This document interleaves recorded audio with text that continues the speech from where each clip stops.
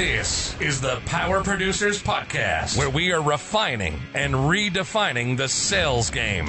Rule number one is you have to believe in yourself.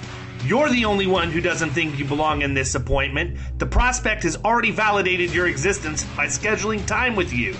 Get it through your head you belong here, go in there, crush it, and close the deal. A place where sales professionals can come to learn from other sales professionals and thought leaders that have mastered their craft. The difference between a good salesperson and a best-in-class salesperson is only 2 minutes. By spending an extra 2 minutes on what you might think is a mundane task in the sales game, you separate yourselves from the pack, you grow your book of business, you close more deals, and you retain your accounts. As well as their peers who are still striving for perfection to achieve their why. I have a wife and 4 kids. Failure is not an option. Real sales professionals, real stories, real results. It's no different than being a professional baseball player. You can't be a one-trick pony. You have to be a 5-tool player in order to succeed in this game. This is the Power Producers Podcast, production redefined. Are you ready to feel the power? Hey everybody, we are proud to have Mr. Greg Hogan from the Curabba Agency up in New York with us today. He is a good friend of mine and somebody that I definitely respect and trust. And I think you're going to get a lot of good information out of what we're talking about. So we're going to dive in. Greg, it's good to have you, man. It's good to be here. I'm excited. Yeah, I mean, it's been kind of crazy times. And I know you've been hit with the whole COVID thing way worse than the rest of us, at least in my inner circle. New York has been hit hard. I mean, we have customers that have died from it, family members that have caught it, family members that have died from it. And it's just, I know a lot of parts of the country have nothing, but we're hit pretty hard. Yeah, it's interesting. And obviously there's a whole lot of political connotations and everything else that can come from it. So I don't want to dwell on any of that. But I mean, I think that everybody needs to proceed with caution, regardless of what the states are doing to open back up. I don't want people to have a false sense of security over it. And you know, hopefully by the time this thing airs, it'll all be gone, you know, or at least a good bit of it will be. So it's interesting, though. I mean, what have you done, or how easy was it for you to make the transition to working remote? Was it a process for you? Because for us, we basically just flipped a switch and we were there. Same. Our database is in the cloud. Our phones are over the internet. Email is through Microsoft 365, whatever the heck it's called. So really all we did was on March 13, Friday the 13th, we sent everybody home with their computers and fired them up over the weekend, got Slack working, and we haven't missed a beat. You know, it's interesting to me, man, because the technology for us appears to work better when we're working remote than when we're in the office. I got to tell you, my people love it. Kyle, have you had any technology issues at all since we've been working remote? No, man. I mean, just the issue with the printer situation, but I don't know that necessarily has anything to do with me being remote. I think that's more of a printer issue. But yeah, I mean, if I had my monitors here, be golden. Yeah, it's pretty interesting. I might just start saving on rent again now that we have all our carrier appointments. I'll tell you, it's looking forward. We're looking. I thought we were going to have to expand space in another year and a half, and I don't think so. I think we're just going to keep some people remote or kind of, cycle them through. I have a pretty good relationship with the guy that we have our second office from. The real reason why I opened that up was to have the Google My Business page up there to have some credibility in that part of town, because that's where business is going to be going forward. And then also specifically for the personal line stuff, when we decided we were going to launch that, that's where the future growth really could come from new construction and all of that. But, at the end of the day, man, right now we're not, I mean, we haven't slowed down a bit, like at all, not even a little bit in terms of new business. And if anything, on the personal line side, we've been way busier because people are at home and have time to look at this stuff. I'll tell you what, this is crazy. I don't I'm not a huge personal lines person. I've actually had a little bit of fun quoting and dealing with this because to me, it's more of a challenge to close that than it is a middle market account because you're dealing with somebody that you have to really persuade. It's not a business conversation. It's a sales conversation at that point. It's right? much more. Yeah. Much more sales. And so for me, it's like, wow, okay, I need to figure out how I'm going to sharpen this skill set up a little bit because, number one, I'm used to winning and you don't win every time on homeowners. But, some of this stuff, I guess, I don't know, man, maybe my perception is just overall ignorant on the whole thing. But to me, it's like everybody already has this. Everybody should already have the best deal or the best coverage. What I found is I can't believe how many of these people have ridiculous rates and how many of these people are missing coverage. So I had a guy that I just bound him this morning. He called me. I don't even know where he found me. My cell phone just rang one day. And so I don't even, I just admitted I didn't ask somebody how they found me.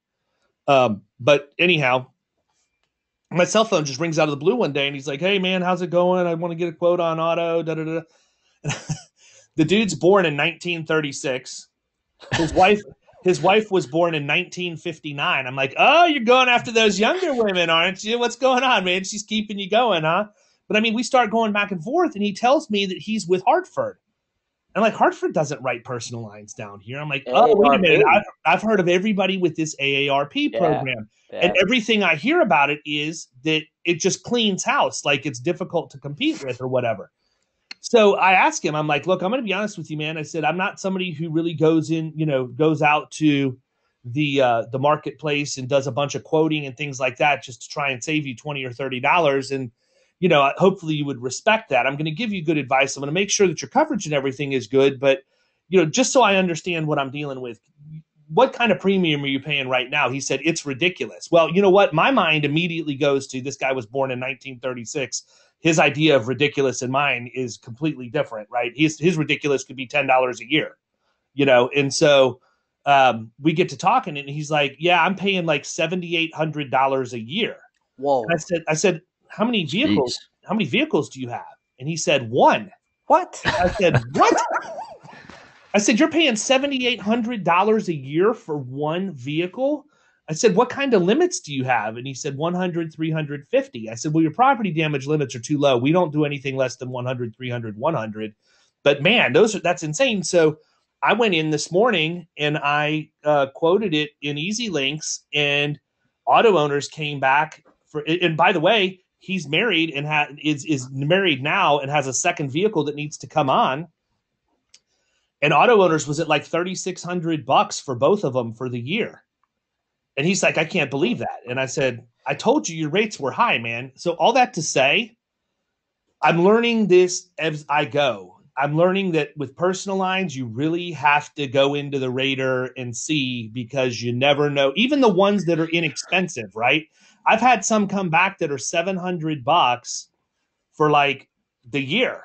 And I'm like, okay, well, guess what? We found one that came back and it was 6.25 instead of the 750 or whatever it was. Mm-hmm. Well, now I have a client. But if I wouldn't have gone through the rater, and now that I'm versed in using Easy Links to do that stuff, it's very, very quick. But man alive, it took me forever to fumble through that thing. The first few times I tried to use it, like this morning, I went in under 5 minutes. I had 4 quotes for him. So I actually am having fun doing that. It's something that I need to get, maybe my oldest son could learn how to enter some of that stuff and he could quote for me in the evenings or something. But it's just more info that you have to enter. I noticed that when I went through, it's very meticulous, and there's more info that you've got to enter in there for it to spit out the right numbers to you. Yeah, it does. And I've gotten that dialed in pretty good. What it saves you is having to enter that same info 4 times. Sure. You do it one time and you're done. That's the key. Right. You still have to go out to the company sites to clean it up, to run reports, whatever. We were talking about that today about Quote Rush, right? We have Quote Rush for homeowners, and I'm good with it. I think that the problem is that people go in and they buy these products and they have preconceived notions of what they think it's going to do. They think it's a magic wand that's just going to automatically do everything and you don't have to ever do anything. And I go into this with, this is going to give me a relatively good idea of what it should look like. Now I have to see which one starts out the most competitive, and let's work with that one first and see if that's actually the way that it is. In Florida, we have Swift, and Swift hasn't pulled out of here yet, and they like Coastal, and they're relatively competitive. So truthfully, I go in, put the address into Swift, see what their premium comes back as, because that's literally all you do is put the address in. And then I use that as my benchmark when I run everything else through QuoteRush. Right. We use PL Rater, and all of our companies are in there. We normally, if we get a package deal, home and auto, we normally start with the auto because that's normally where there's the most movement. But you still have to go out to the sites. We pick the top 2 normally and clean them up. But PL Rater for the auto, you can get the LexisNexis data and pull some of the data right in. And we weren't using that for the longest time, and we finally got it working. And my staff was just, why haven't we been using this? And it's just, again, it goes to, you have stuff and you don't know all the features and uses of it, but we use PL Rater all day long. I think everybody gets caught chasing stuff too, right? Everybody wants the new shiny object. Everybody wants whatever the newest buzzword is, and they think they have to have all of that stuff, and that ends up in a complete lack of utilization and understanding of any one product, because you're so spread across the mix of everything that you can't take the time to learn it. So a lot of it is staff's. Your staff is content with the status quo, and they talk you into not using something new. I recently heard about an agency, pretty good size agency, a little bit smaller than me though, that didn't do direct bill download commission. What? Like, really? I mean, you're talking about hundreds and hundreds of cases per month from one carrier. And when confronted why, when he told the staff he was going to go to direct bill download commission, the person said, and I quote, "Well, what am I going to spend my time doing?" My goodness, I was shocked. And it's interesting though. Agency accounting in and of itself is its own animal. And, I look back to even when I first started, to get an accurate producer commission report does take some work. Yeah. I mean, I used to keep, and I encourage everybody on my team to do the same, but I used to keep a separate spreadsheet, because we would get every month, we would get a book of business report, and then we would get the producer commission report. And we would get the book of business report for the month to date and the book of business report for the year to date, and the same with the producer commission report. And so every time I would write another deal, I would put in what the revenue was that I was expecting based on the booked revenue from the book of business report. And then every month that I would get my producer commission report, I would key that into a cell going across, and it would take it away from what the booked revenue was. And I would have an idea of how much I still had coming to me, because you're crossing years and everything else, your calendar years, and then renewal of an account and all of that. And I would look, and any time that I went, like if I wrote an account in September, I didn't expect to see commission in October. I would start looking at it in November. If I got to December and there still wasn't an entry, I know there's a problem. What happened? And there were times we'd find $20,000, $30,000 that had been applied to another producer, or the carrier had, like we found one time where a whole commission check for the agency was found in somebody's desk. In this, let me put the disclaimer on. This is not Florida Risk Partners. I mean, those checks go in the bank as quick as we get them. But we found a check that was laying in somebody's desk. And, it scares me, because I don't think that agencies have that end of it on lockdown. And I'm still not 100% comfortable with where we are, but I know that with what we're doing in HawkSoft now and how we're getting that stuff, really, I've got two people that are basically doing nothing but making sure the data integrity is there, because that's what drives everything. We don't really use the agency management system for anything but issuing certificates if we need to, and accounting and producer commission statements and renewal reminders and that kind of stuff. Otherwise, we're using HubSpot for all the rest of the stuff. We track our commissions in our database and in our agency management system, and we have both downloaded commissions and we have entered commissions. But I was doing some reconciliation the other day, and I found about $1,400 that had been not paid to me or not credited to me, or whatever it was. But it was 2 commission statements and 1 profit sharing statement, and there were errors, 3 separate errors. And I look at this stuff every month. You have to. And I look at it for my expenses, and I look at it for my commissions. You have to pay attention to that stuff. And I think you're right. Agency owners do not. They're just so concerned with what's coming in, but they're not really concerned with, is it all coming in? Mm-hmm. And let's face it, for the average person that owns an agency, $1,200 isn't enough to get their attention. Yeah. $1,200 can fly under the radar with no problem at all. Sure. We bleed that all the time, right? I mean, but it jarred me because I asked a question about one carrier, and the question I asked, they came back and said, well, we paid you this and this and this. Yeah, what are you holding up? Hey, Kyle, I got your. Yo, sorry. I want to let you know I got your check. You don't need to be breaking any kneecaps. Excellent. But I just found these errors through regular checking. One of them was just a company was a commission chargeback, but the commission chargeback was totally wrong. And just I think that what we're gonna see right now is with COVID. Can you imagine if you're not paying attention to your agency accounting, what's going to happen when the chargebacks start hitting? Right. I've already had some. Like, thank God that all of our bigger stuff is like the heaviest piece of it in most cases is the workers' comp, and they're on payroll self-reporting. So we're absorbing that in real time. But in addition, I'm also really lucky that the accounts that, have big fleets and GL and everything else, they're already trending at such an increase in business that they're not completely shut down, and they're not doing enough less to where it's going to end up impacting us. What it's going to do is keep their audit from being as bad as what it normally would be. Right. So I've already looked at all of that, because what I don't want to have happen is somebody come back and say, oh, by the way, you owe us a check for this much money. And that's just not going to fly with me. Yeah. Yeah. No, those, I mean, we've been getting them because on like day 3 of this shutdown, we went right to one of our restaurants we knew would be a problem, and we immediately lowered their payroll, lowered their liquor sales. We couldn't do anything with the GL because it's based on more based on square footage, but we took the hit right away, day 3, and that was early, mid-March, and it showed up on the April statement. So we've already taken hits on some contractors and some other customers that have had to have exposures reduced.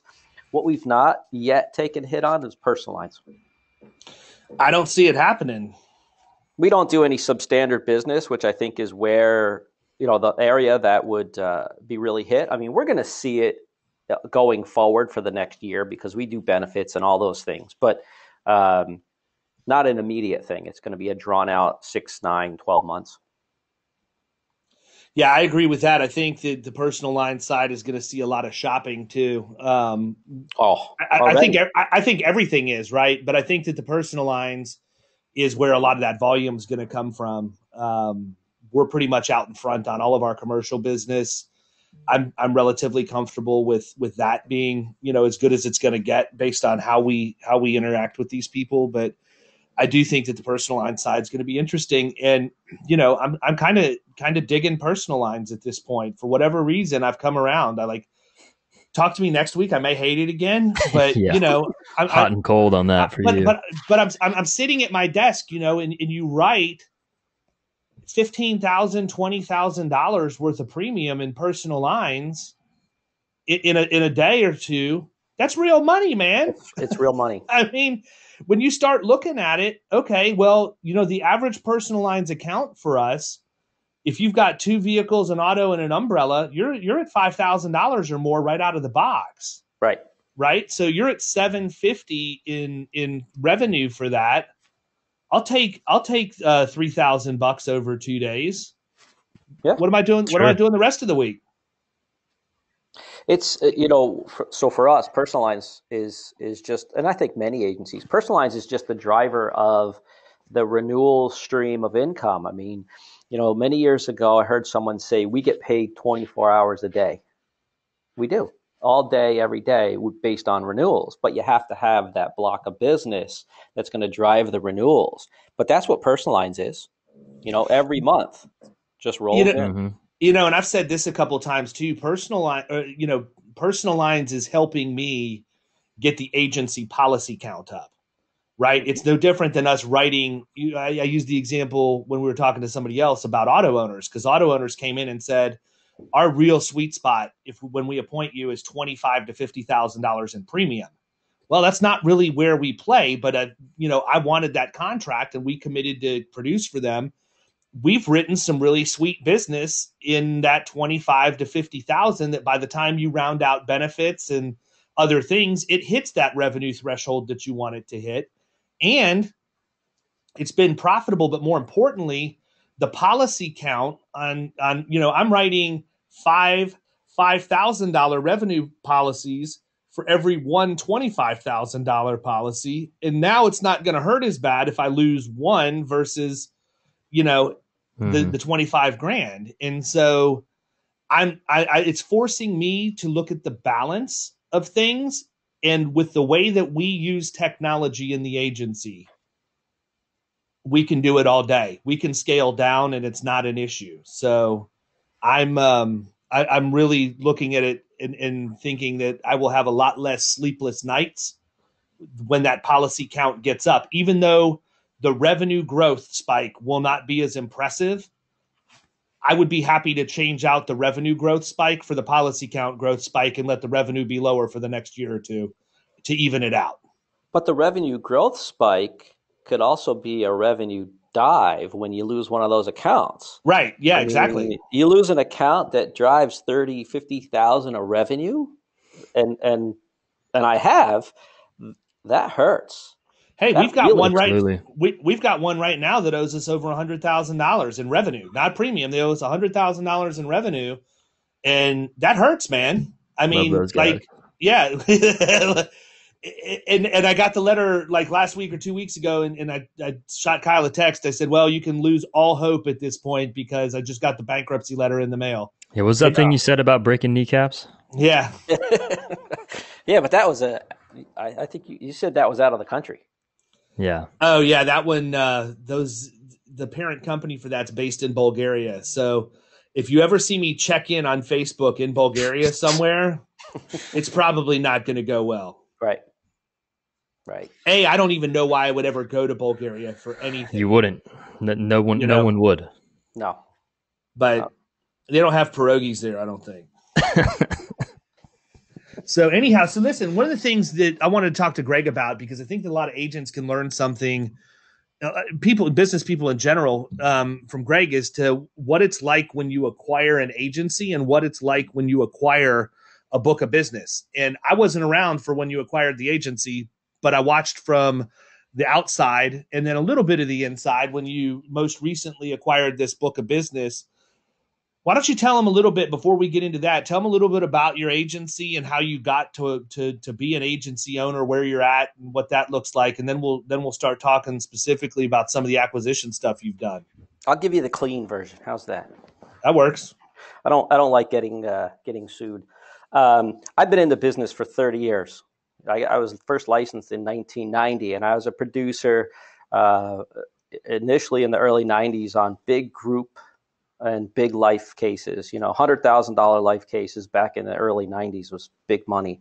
But then I moved to a P&C agency in the late 90s, and I was a P&C producer while still writing group benefits. So I was there for a lot of years, building up a P&C book, building up a health book. And that was supposed to be a succession plan to purchase that agency, but that didn't happen.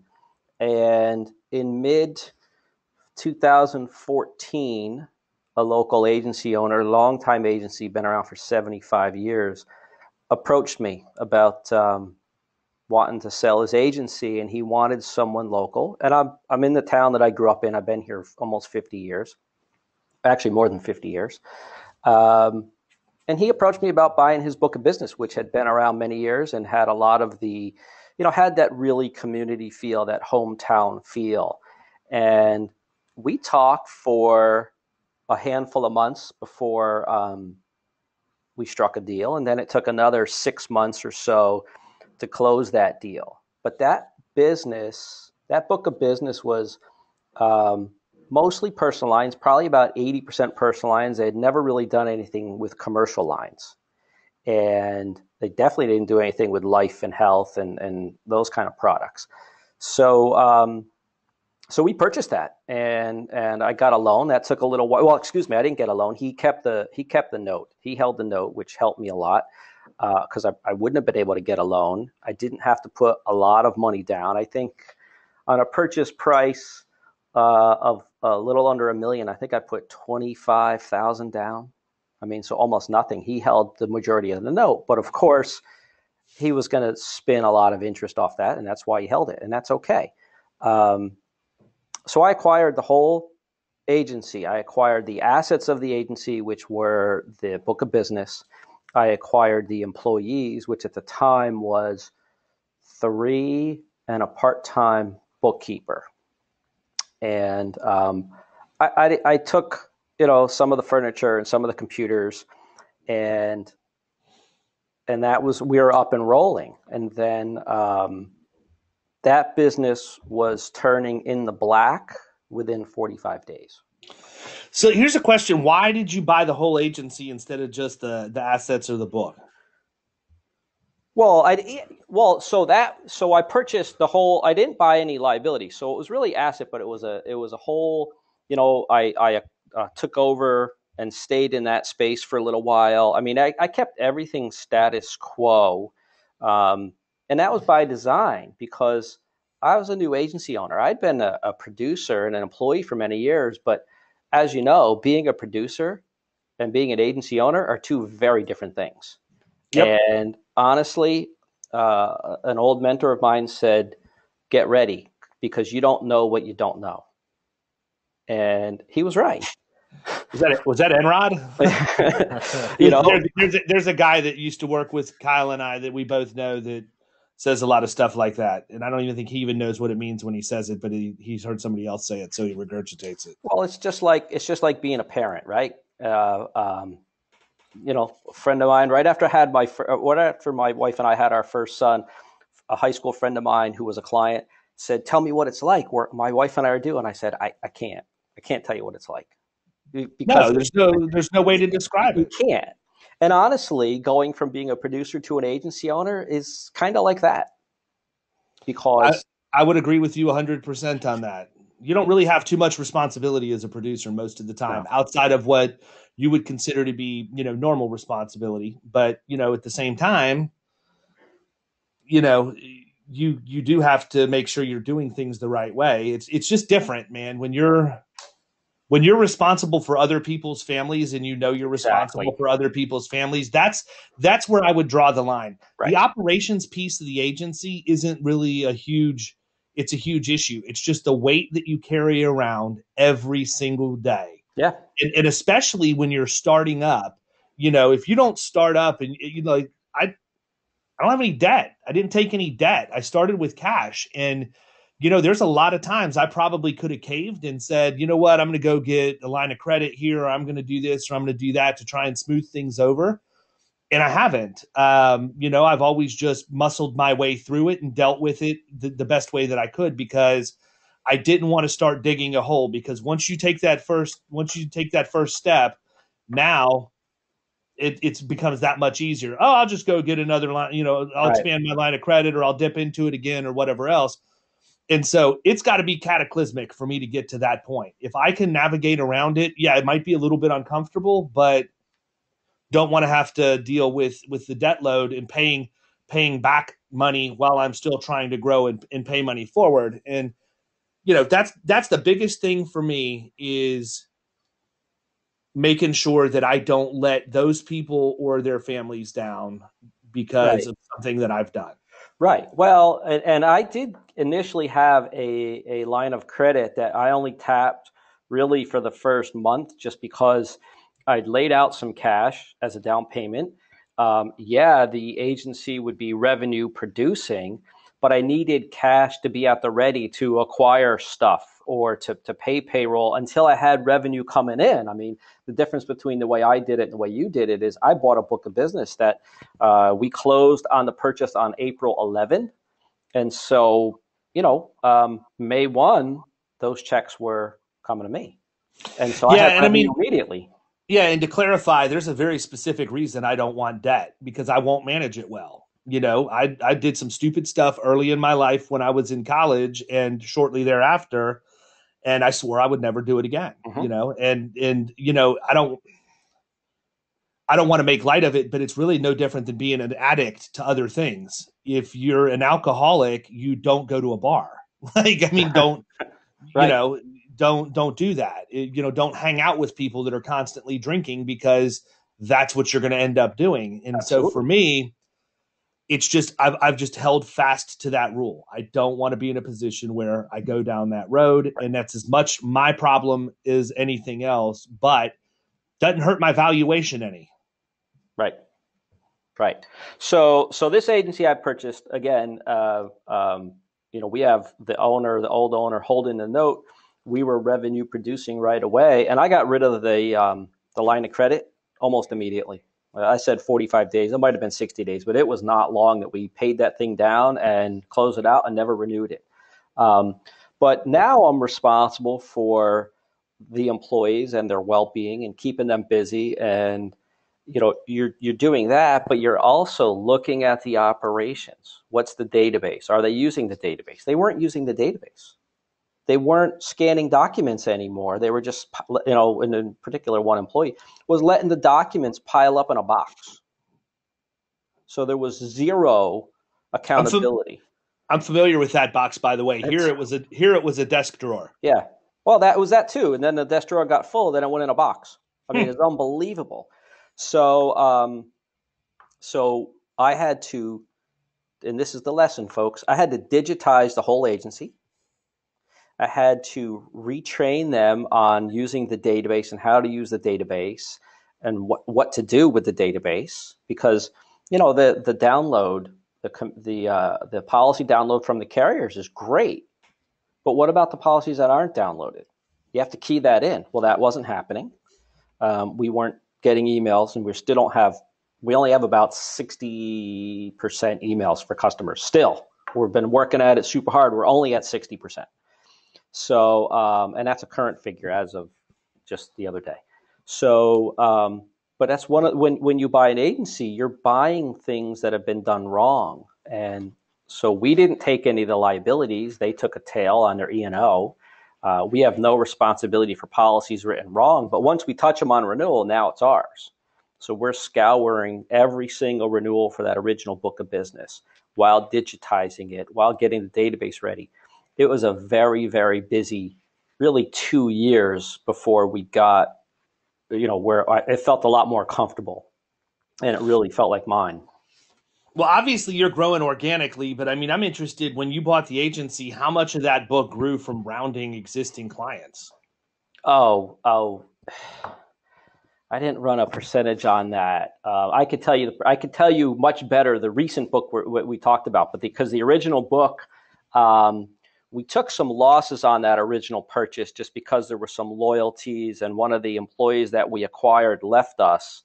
And so some of the business left. So, we've grew, but we didn't grow very much in that first 2 years because we took a heavy loss the first year. But then we grew it back to, a couple 5-10% growth by the end of the second year. And since then we've grown, 60%. So it's grown pretty well. The more recent acquisition has just been amazing. That was just a pure book. We took no people, we took no data, we took no computers, but we had to digitize that whole one as well. And now we're in the process. We closed on October 1, so now we're 7 months in, and where our commissions are ahead of where they should have been. We've lost almost no business. In fact, we've grown business because we are rounding it. We're rounding benefits. We're rounding all the personal lines accounts. You're talking homes that had 100,000 liability. We're rounding every single one of them up. We're adding the service line endorsements. So we're going through every policy and changing them and moving them around and rounding out the home and auto. And it's just been magical. What did you learn from, obviously it's a different situation in the two acquisitions, but what did you learn from the first one that allowed you to make this one a little bit smoother, or I guess have more success when rounding things out and growing the book? That's such a good question. The first thing was in valuing the purchase. The multiple on the first book, I kind of had to pay close to what they were asking because I had no status. I was the little guy. On the second purchase, we acquired that book of business. We acquired was only about 25% of the size of us. So I was the bigger of the two entities, and I was much more confident, much more knowledgeable, and I could, I knew all the data to look at and acquire, or the data to get and go back 4 years and go in and look at the accounts, pull some representative accounts and see what they look like, find out about longevity and those types of questions. And I had a much lower valuation on the acquisition. In fact, I probably could have got it for a little bit less than I said, because I came in with what I thought was a low number and they said yes immediately. Mm-hmm. So, that's that old thing of, man, I could have gotten more, and I didn't get an extreme low anchor number is what I didn't do. So, but I did get a much better valuation, and it was that confidence to know what I was buying and know how to price it. And then it was, right away, every renewal calling, not letters, not emails, every renewal calling, introducing ourselves, talking to the people, and just coming to them and saying, hey, Kyle, you only have 100,000 liability on your home. We can bump that up to 300,000. It's going to be, $28 or whatever the number is. And we're have almost 100% success doing that on every account. It's just been incredible. So, the first purchase, we didn't contact people. I kind of just let it roll. Not that you're trying to trick people that there was an agency purchase, but we didn't want to rock the boat because just because I was a new agency owner, I had to get my feet under me. With the second purchase, we went right at it and just started really leaning on the customers and talking to the customers and rounding them up. And just this morning, rounding another homeowner for a monoline auto, and that's been great.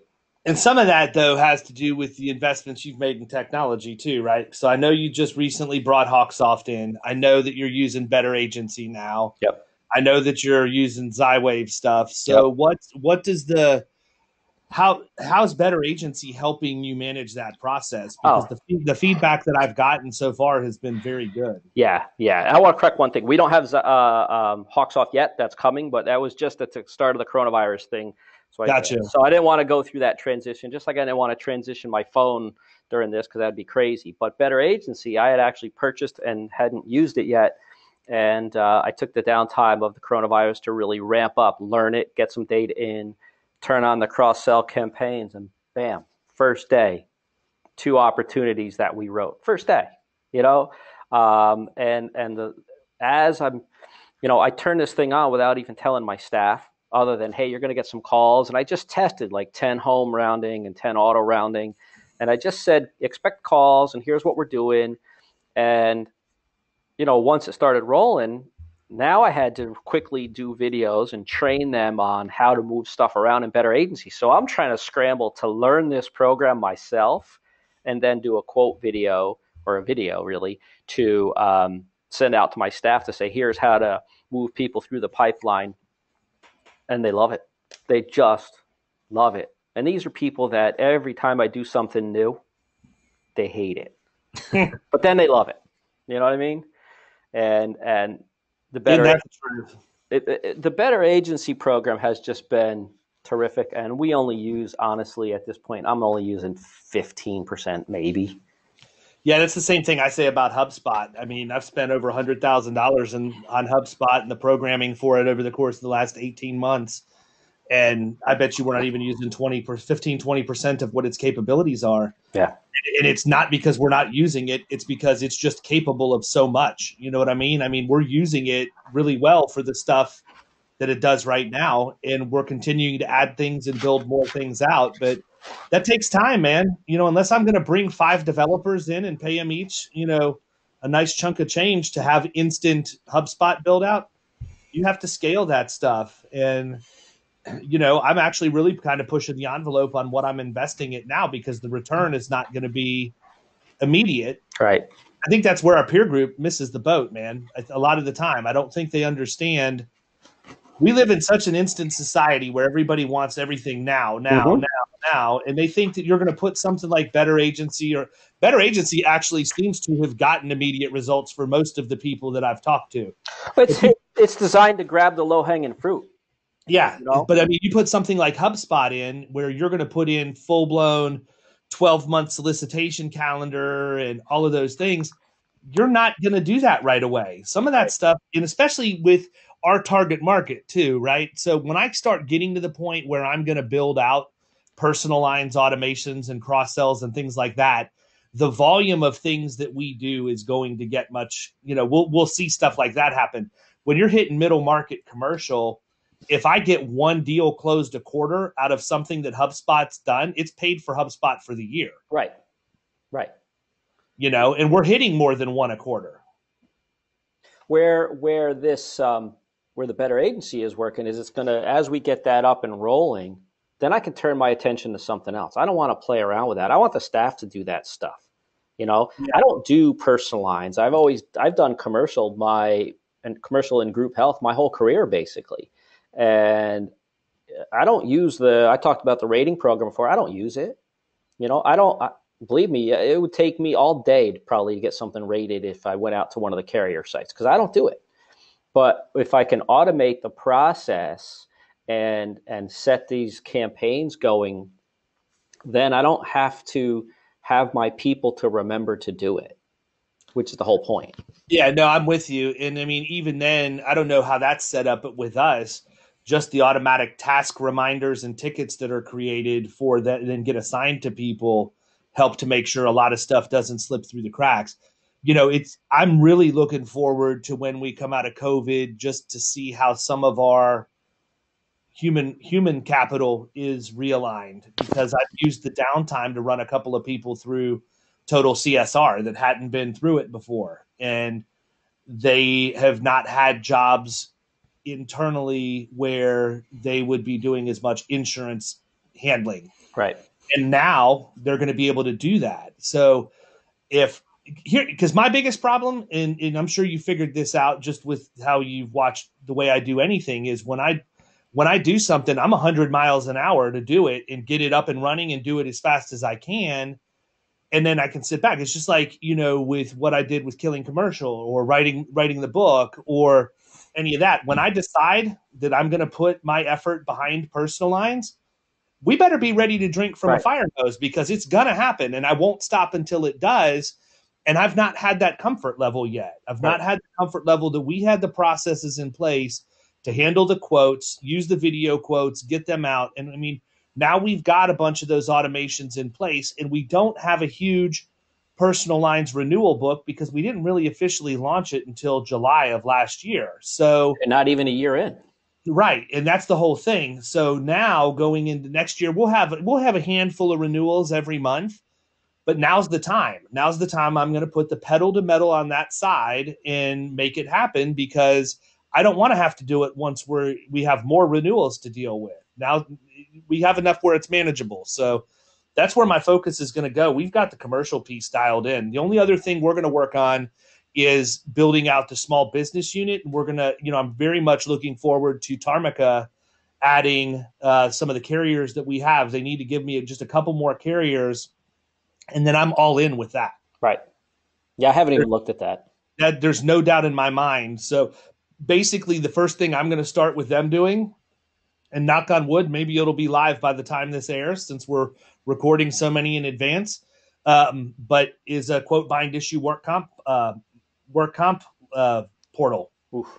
And I can create landing pages and search and display ads and evergreen content around that, and drive traffic to that portal, and it does everything. And they're not far behind in doing something similar with small bops, with bops and everything. Yep. Hey, here's a fun fact. I don't hate bops if they're making money for me without me lifting my finger. Right. It goes back to what we do with Florida wedding insurance. It's passive income at that point. I don't care if it's $5 a day. If I'm not having to work for it, it's $5 a day I wouldn't have otherwise. Right. I mean, we're trying to move away from some of the small commercial, not because it's not profitable, but because the way we do it right now is too much touching. It's too much time and effort for the return. On a $700 BOP, we get 15, maybe 20%. But if that person is gobbling up hours of time with questions and certificate requests, I'm losing money on that account. Right. So, yeah, that's why I like this for the smaller workers' comp. And you never know, you might catch a whale while you're fishing for the minnow. Absolutely. And we can handle both at that point. But I really like the fact that it's pre-approved class codes, quote bind issue. Hey, guess what? If it's not a pre-approved class code, kick it into HubSpot, and we go out and market it to somebody that will write it. That's not working through that portal at this time. And if it's not pre-approved class code, that's probably means that it's a higher cost code anyway. So it's going to be a bigger case. Yeah, and something that we need to get our arms around, because I don't want a plumber, HVAC, or electrician going through a self-service portal to Definitely get their not. quote. I want to talk to those guys about why I need to have all their other lines of coverage. Mm-hmm. Right. Absolutely. But you still develop that ability, because even if they buy the comp, now you still have them in the CRM, and you can do all your remarketing and everything else. So it's a pretty sweet deal. Yeah. Like it. So we see Better Agency being a part of our personal lines for a while. The commercial line side, we'll see how they develop that. It's definitely not as robust yet for commercial, but I know it's being worked on. Yeah, it is. I'll be anxious to see what they do on the commercial side. It should be pretty interesting. Yeah, I agree. I mean, look, obviously I know the guys that are building it, so I think they're capable. We need to keep them focused on that, though. Look, squirrel. Yeah, and then you never know, right? So I'm guilty of that, which is why I'm such good friends with them, and I speak the same language. But I think we're all guilty of that, because it's it's the new toy, it's the new shiny object, and ooh, look, automation, and or anything, and that's part of my problem. I just need to buckle down on one area. So what obviously you're doing Better Agency now. I'm going to assume Hawksoft's the next thing you're going to move into and do a management switch. Yeah, I can't do that now in the middle of this. All my people out of the office. I just don't feel comfortable with them trying to work on our existing database, and then Hawksoft loading up a shadow database where they have to stop what they're doing in the middle of the day. So now I don't really have anyone answering the phone, and they have to train on Hawksoft. So I just decided it'll be a lot easier when we finally get everybody back in the office, and that we can immediately start the Hawksoft transition. It's done. It's just not done. The decision. So for somebody who's never been through that process before, you haven't started it yet. What the heck does that look like, man? How do you? I'm completely ignorant to how you get all of the data out of what system you have now and then get it into the new one. We've actually done that because when we acquired this agency in October, they used AMS. So we got a data backup from AMS, really expensive, and they loaded it. We sent it up to my database company. They created a portal where my database company went in and just pulled down a giant CSV file. I don't know. And it takes like days, a day or 2 or 3, depending on the size of the data. This was kind of a small book, so it was, a day. And then they line up, they create a mapping, and they line up all the data, and they just dump it in. And then all of a sudden, one day we turn on our database here and wham, there's all this new data, some of it good, some of it bad. That's why I was going to ask, how much of that stuff did you have to clean up? Gosh, I'm still cleaning. I just That's got to be the worst part. So in the database, you can do certificates where you retain the holders. So if you put in, say, Bank of New York, they're in there. You don't need to rekey them in every time. Mm-hmm. No. This agency we purchased rekeyed everybody every year. That's awesome. So we had, certificate holders, 1,000, 1,600, I think, in our system. Their system loaded 15,000 certificate holder contacts. But it's like 20 of this and 30 of that one. It's just... Still, it's just more stuff you got to sift through. It's crazy. Right. Well, and they use slightly different coding. So I went to my database company and said, all the ones that are coded as cert holder, not certificate holder, delete them out. So that's a real key thing when you're moving data, and we're trying to do this even ahead of the Hawksoft move, is clean your data. Because if the data is not clean, like when we move from where we are to Hawksoft, it's not going to miraculously clean up. Just like when you buy an agency, if you buy garbage data, you're going to have garbage data until you clean it. And that's just the way it works. So I hope I never have to move agency management systems. I hate agency management systems to begin with. Yeah. But everything's been super smooth with us. What do you mean?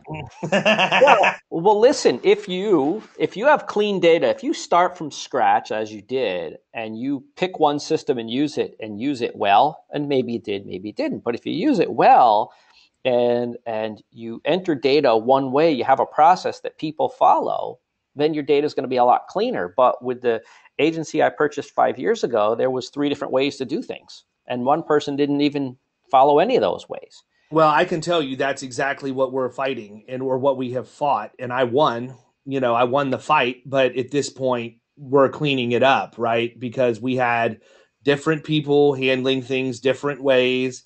When you write a new policy, do you do a cancel rewrite? Do you do a renewal? What happens if you do that ahead of time and now all of a sudden the old policy's out of the system and you can't issue certificates on the old one anymore? I mean, just all kinds of crazy stuff, but it all boiled down to the fact, and it goes to what I say I liked about Target so much, is common practices and workflows. I'm really, really good at putting together processes if it involves sales and marketing. I'm really good at that. If you want me to put together your operational workflows, you might as well go to the zoo and get a chimpanzee to come in and do it for you, because that's not how I think. And right. So that's one of the benefits that we have with the lady that's essentially the commercial lines manager at this point. She's got 20 years of experience, and that's what she's doing. And I don't want her job at all. Like, I would never want to do what she's doing. And, truthfully, it's really annoying to me because I get asked 300 questions every day, but it's not her. And I finally had to tell her last week. I'm like, look, I realize you probably think I'm irritated or angry with you or whatever else. I promise you it couldn't be further from the truth. I know what you're dealing with, and I know that I need handlers. And you're my handler, and I promise I'm trainable. You'll get things the way that you like it when you get it set up and everything. But understand, when you come to me and say, well, do you want me to do it this way in the system? No. I don't care. I want you to do it the way that you think it needs to be done, because you've been doing this longer than I have, and I've never done your job before. And then I want you to make sure that everybody else that is going to have access to that system does it the same way that you do. That's all I care about. Yep. I don't need to get caught up in the minutia, because if you're going to rely on me to tell you the best way to handle all of that stuff with Hawksoft, you're in really big trouble. I know my limitations. Yeah, I empower my people. They come to me with questions on procedure and process, and I'm like, well, how do you want to do it, or how have you done it? I don't do these things. I've not been a CSR. I've not been, handling home and auto renewals. I'm kind of rely on what they found seems, what they've found works, and we'll build a process around that, not around what I think, because I could be totally wrong. Yeah, I mean, if you come to me and you say, "Look, this isn't working right. Look at what we're doing," and tell me if you see anything, you're truly going to get an outsider's perspective. Like, I'll look at your process and say, "Well, it would make more sense if we did something over here, wouldn't it?" Well, no, it wouldn't, because okay, well, great. Now I learned that that's not a good idea, Right. But or sometimes you might find that one thing, but I think that when you get in and you start trying to wiggle your way around and all of that. I just don't want to be in the middle of it. I think it creates too much of a roadblock to the people that are going to be using it every day. It doesn't need to work for me. It needs to work for them. Right. Exactly. That's the path we take.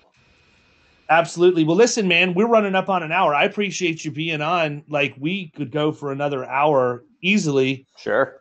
I want to have you come back after you get the Hawksoft thing done, after the commercial thing for Better Agency's been live for a little bit. And by then, you've probably made like 2 or 3 more book acquisitions, I would think. So it'll be interesting. We're always looking. I'd love to tell you that we have something else in the works. We're always looking. I think as you do that, you get better at it. And I know there's guys that have bought dozens of books. I'd like to add another 1 or 2. It's a great way to grow, especially when it pays for itself. I mean, there's very few investments that you're going to go out and get. And we talked about this offline yesterday. Even if you go out and get the financing for it, your revenue is more than covering your note payment. So you're paying extra on the principal and paying it off quickly. And I look at it like, okay, if I have to go hard on this book for 3 to 5 years to get it paid off or whatever that number is, so what?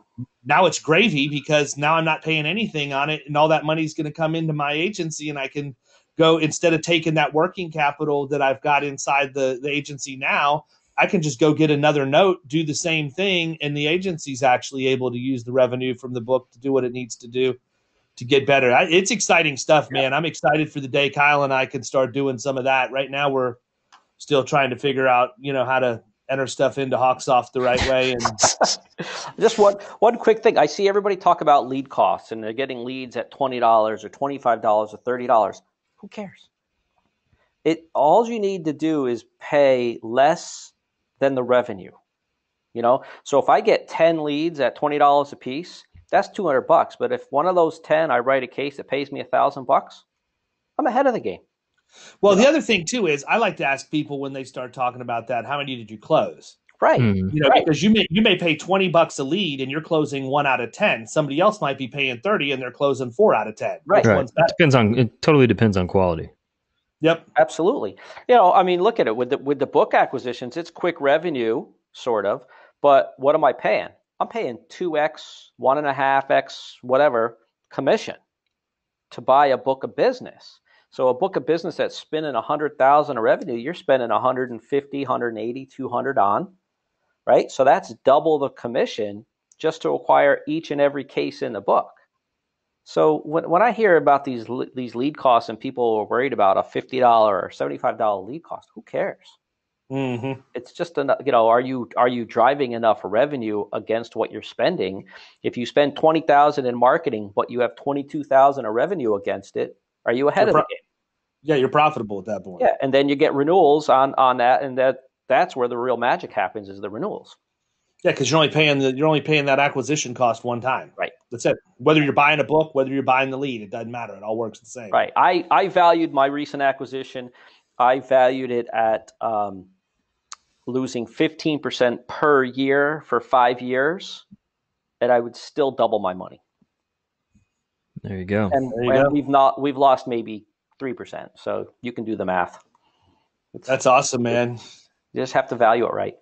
Ladies and gentlemen, you got to value it right. If you don't know how to do that, Greg Hogan's the expert. Greg, thanks so much for being on today, man. We appreciate it. We'll definitely have you back, because I know that I'm going to be very much involved in watching your agency grow organically, but I'm certainly intrigued by the stuff that you've learned. And like everybody else, I like to learn from people who've already been there before I have to do it myself. So really appreciate you coming on. Thanks for your time. Thanks for having me. Thanks, Greg. Thanks, Kyle. You've been listening to the Power Producers Podcast. You can follow Killing Commercial Insurance on Facebook and YouTube. And if you want to take your game to the next level, check out our book, The Extra 2 Minutes, and our website, killingcommercial.com.